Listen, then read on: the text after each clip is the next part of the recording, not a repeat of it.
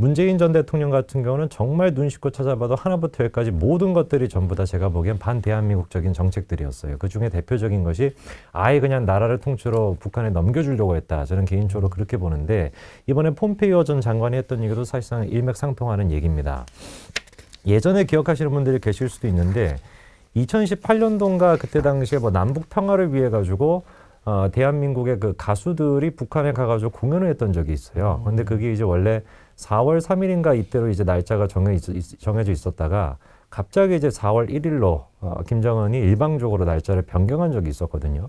그래서 그거를 놓고서 어떤 맥락 때문에 날짜를 변경했는가 여러 가지 얘기가 있었는데 이번에 폼페이오 전 장관의 이제 그 회고록을 보니까 그 이유가 밝혀졌죠. 그러니까 날짜를 변경했던 이유가 극비에 폼페이오 전 장관이 김정은을 만났기 때문에 날짜를 변경했던 거였습니다.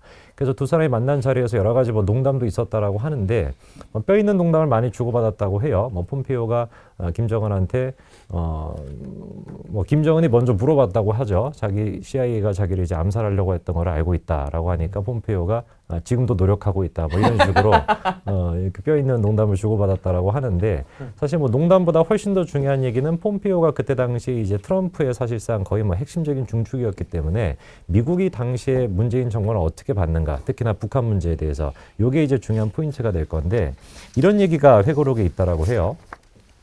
문재인 대통령이 역사적 만남에 참여하겠다고 요구하는 것이 가장 큰 도전이었다. 그러니까 챌린지라고 하는 얘기가 사실 뭐 우리말로 번역하면 도전입니다만 이게 문제거리라는 뜻도 되기 때문에 문재인 전 대통령이 미국과 북한의 입장은 고려하지 않고 일방적으로 이제 만나려고 했다라는 게 약간 자기한테 부담스러운 일이었다라고 이제 볼 수 있는 거고요.